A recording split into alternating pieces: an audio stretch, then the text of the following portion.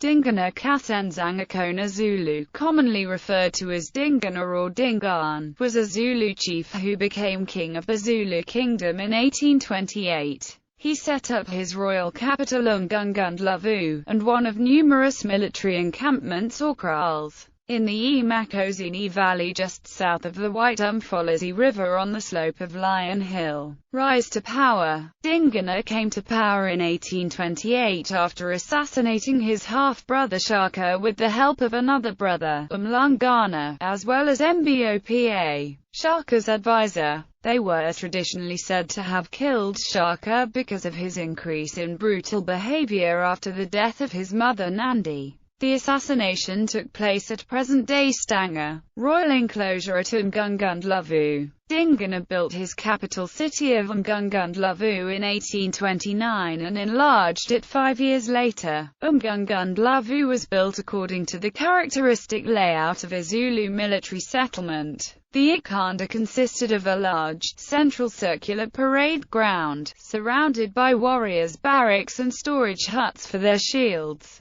The Isabaya was entered from the north. The royal enclosure was situated on the southern side of the complex, directly opposite the main entrance. The king, his mistresses and female attendants, a total of at least 500 people, resided here. The women were divided into two groups, namely the Black Isigodlo and the White Isigodlo. The Black Isigodlo comprised about 100 privileged women, and within that group another elite called the Beige, a smaller number of girls, favored by the king as his mistresses. A small settlement was built for them behind the main complex where they could enjoy some privacy. The remainder of the king's women were called the White Isigodlo. These consisted mainly of girls presented to the king by his important subjects. He also selected other girls at the annual first fruit ceremony. A huge half-moon-shaped area was included in the Black Isigodlo. Here the women and the king sang and danced. The huts in the Black Isigodlo were divided into compartments of about 3 huts each, enclosed by a 2-meter-high hedge of intertwined withes, which created a network of passages. The king's private hut was located in one such triangular compartment and had 3 or 4 entrances.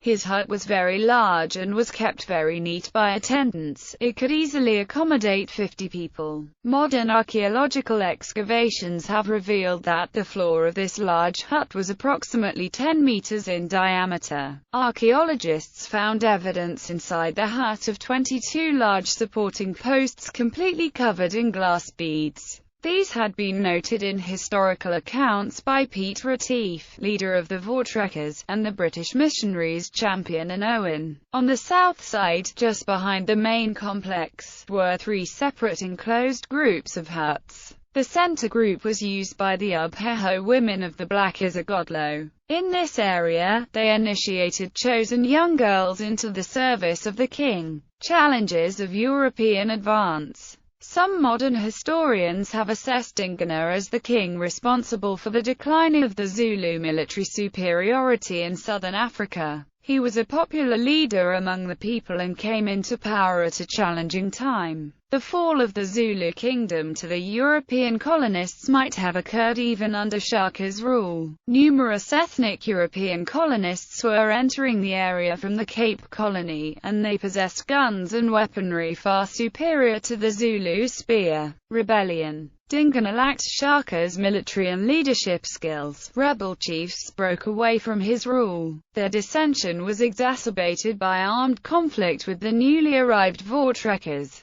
Conflict with Voortrekkers. In November 1837 Dingane met with Piet Retief, leader of the Voortrekkers. In return for their recovering some stolen cattle, Dingane signed a deed of cession of land to the Voortrekkers. It is generally believed that Dingane knew what he was signing, although he could not have had any formal education, and could not have read the contents of the document, nor could he have understood the concept of permanent land ownership, since it was not a custom of the Zulus to permanently assign land to individuals. On 6 February 1838, after 2 days of feasting, the chief had Retief and his diplomatic party killed. They had been told to leave their firearms outside the royal kraal. Suddenly, when the dancing had reached a frenzied climax, King Dingane leapt to his feet and shouted, "Bambani Aberthakathi." The men were totally overpowered and dragged away to a hill called Kwamatawan, named after a chief who had been killed there. Retief and his men were savagely butchered to death. It is alleged by some that the reason why they were killed was that they withheld some of the cattle recovered from Chief Sekonyela. The general opinion is that Dingane did not wish to yield the land ceded to them in the treaty and mistrusted the presence of the Voortrekkers.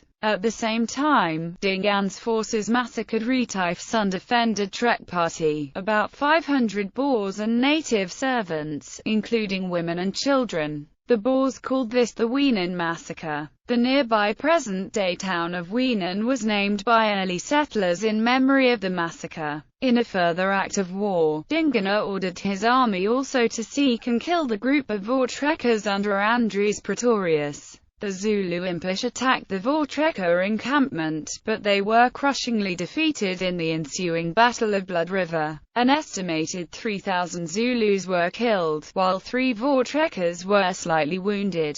Dingane's commander at the battle was Ndlela kaSenzangakhona. Overthrow and death. In January 1840, Pretorius and a force of 400 Boers helped Mpanda in his revolt against Dingane, which resulted in the latter's overthrow and death. At the Battle of Makongcho, many of Dingane's own men deserted to Mpanda's army. Dingane had his general Ndlela kaSenzangakhona executed, and with a few followers he sought refuge in Nyawo territory on the Lubumbo Mountains. A group of Nyawo and Swazi assassinated him in Latikulu Forest. He was succeeded as king by Mpanda, who was half-brother to both Dingane and Shaka. Dingane's grave is in near Ingwavuma in the Latikulu Forest, an hour's drive from Tembe Elephant Park. Literary accounts. Sir Henry Rider Haggard's novels Nada the Lily and Marie include versions of some events in Dingane's life.